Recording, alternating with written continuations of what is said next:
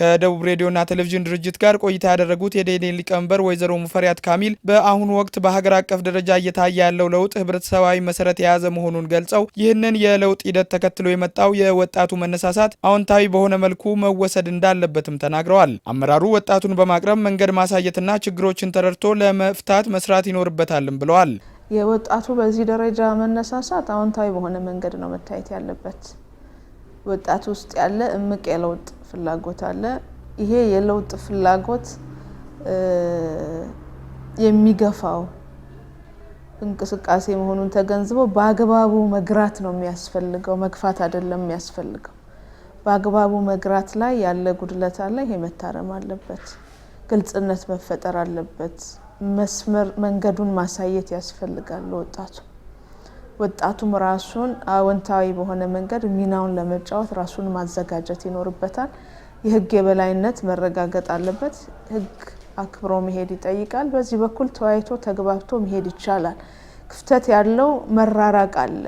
ይሄ በሁሉም ደረጃ መስተካከል መታረም ያለበት ነው። ወጣቱም ህግን በማክበርና በማስከበር በለውጥ ሂደቱ አዎንታዊ ሚና መጫወት እንደሚኖርበትም አሳስበዋል። ወጣቶችም የጎደለ ነገር ይኖራል። የጎደላቸውን ነገር እንዲሞላ ለማድረግ ኃይል አያስፈልግም፣ አመጽ አያስፈልግም። የሁሉም ወጣቶች እንዲናቸው የሚል ግምትም ግምገማም የለም።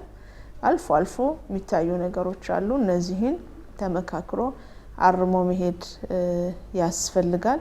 ህግ ማክበር ያስፈልጋል። ስርዓት ማክበር ያስፈልጋል። የትኛውም ዴሞክራሲ ካለ ህግ የበላይነት የተገነባ አይደለም። በአመራሩ በኩል ወጣቱን ዴሞክራሲያዊ በሆነ አያያዝ ነው መያዝ ያለበት የሚል ሀሳብ ነው ማንሳት መፈልገው። ከአመራር ስርዓቱ ጋር ተያይዞ ወጣቱን የማብቃት ስራ በትኩረት መሰራት አለበት ያሉት ሊቀመንበሯ የመተካካት ሂደቱን በተጠና መልኩ መከናወን እንዳለበትም ተናግረዋል። አሁን ካለው ሀገራዊ ለውጥ ጋር ለመራመድ በቂ ዝግጅት ሊኖር እንደሚገባም በመጠቆም ከአመራር ስርዓቱም ጋር ተያይዞ ስርዓት ባለው መንገድ ወጣቱን የማብቃት ስራ መስራት አለብን። በተጠና መንገድ የመተካካት ስርዓቱ መመራት ይኖርበታልና ለዚህ የሚሆን በቂ ዝግጅት እንደ ደኢህዴን ማድረግ ይኖርብናል።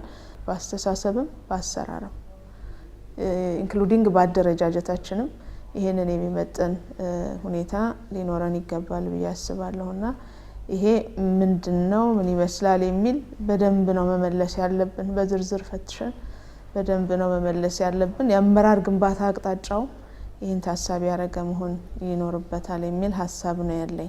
በክልሉ ከአደረጃጀት ጋር ተያይዘው የተነሱ ካሉ ጥያቄዎች ጋር ተያይዞ ጥናት መጀመሩን ጠቅሰው የጥናቱን ውጤት ተከትሎ እርምጃዎች ይወሰዳሉም ብለዋል። የህዝቡን ተጠቃሚነት ማረጋገጥ ግን ትኩረት የሚሰጠው ጉዳይ መሆኑንም አስረድተዋል።